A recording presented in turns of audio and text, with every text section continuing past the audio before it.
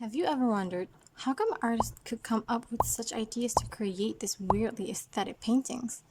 Well, do I have the answer for you?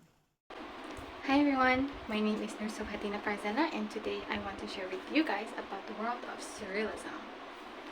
Surrealism is a painting movement that has the characteristics of strange images combined to create a new and bizarre composition that makes the painting look like a scene that came out of your dreams.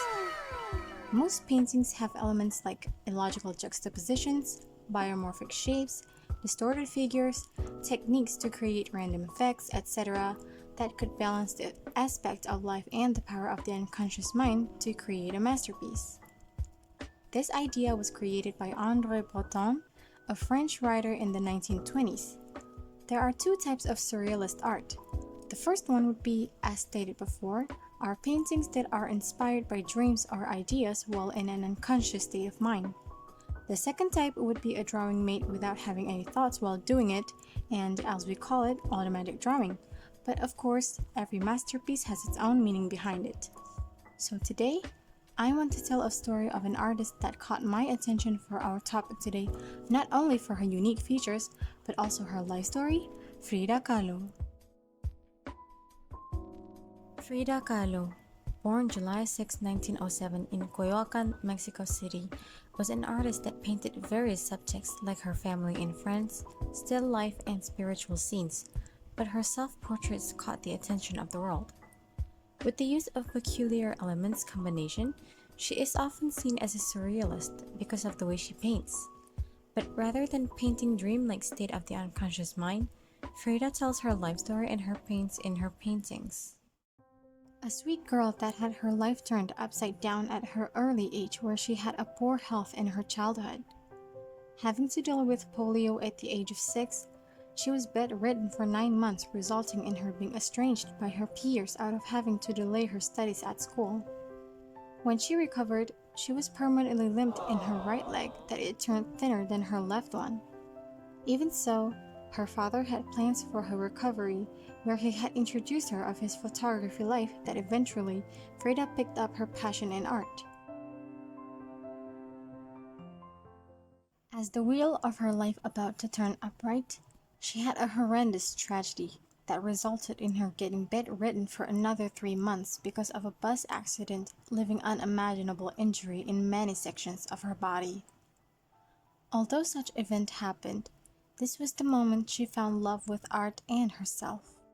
Self-portrait in a velvet dress was one of the earliest self-portraits of Frida Kahlo. The painting was made to give a spark to her relationship with Alejandro, her former lover, though it did not turn out to be a good ending. It really is sad that their relationship was not approved by his parents instead. To pass the time while recovering, Frida eventually started painting once more and again, the paintings being included herself and the stories she went through, although some of it being a bit more absurd and strange looking than the rest. For instance, The Accident is a pencil drawing of Frida's first depiction of her pain in her artwork.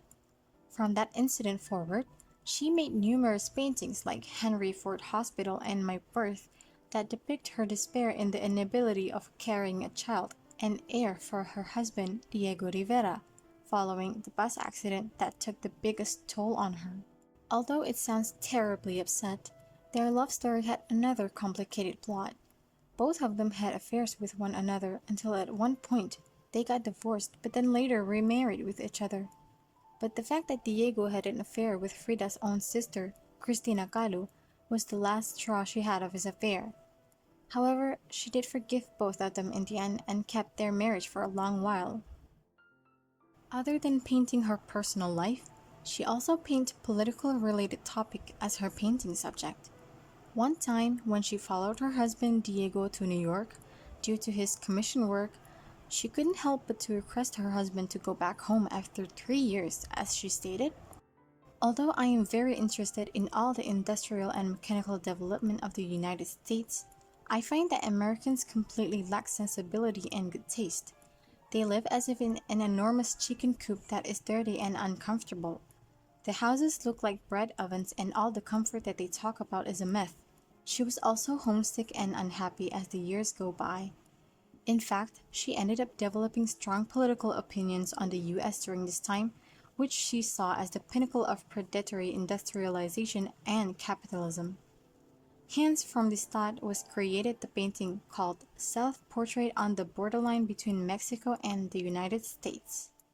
Analyzing this painting in a simple term, on her right side shows the environment of the United States where it seems to be in a polluted state with modern technology and factories that caused it to lose its culture and beauty. Differing from the situation on her left side is more filled with natural elements and even old Aztec buildings that represents the culture and history of Mexico. And with Frida in the middle holding the Mexican flag shows where her loyalty lies. On an additional note, she used to tell people that she was born on the year of the Mexican Revolutionary, 1910, 3 years after her actual birth year. Sadly, after living her life with pride in her heart, her life ended on July 13, 1954, at the age of 47 for the reason of pneumonic disease, but some speculated that she committed suicide for she has said many times in her life that she had anticipated in putting her life to an end herself because of all the pain she has endured. She was then gained more acknowledged a few decades after her demise.